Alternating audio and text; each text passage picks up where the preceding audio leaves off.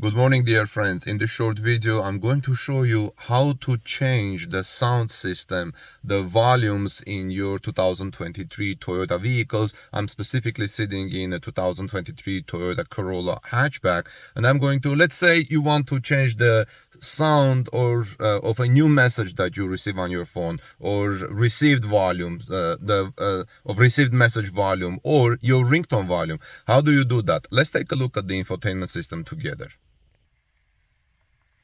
So in order to change the sound and media settings, go to your infotainment system and touch the settings. You touch the settings, and from this list, scroll down until you see sound system. All right, here you go, sound and media.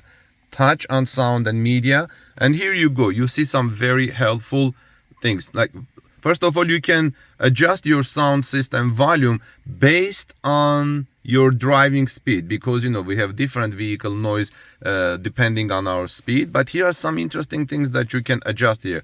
Ringtone volume, okay, new message volume, received message volume, and system voice and driving assistance. These are very helpful things to know, friends. This is how you change. You go to settings, and from this list you go to sound and media, and then adjust here accordingly. Have a great day, and I'll see you soon in our next report.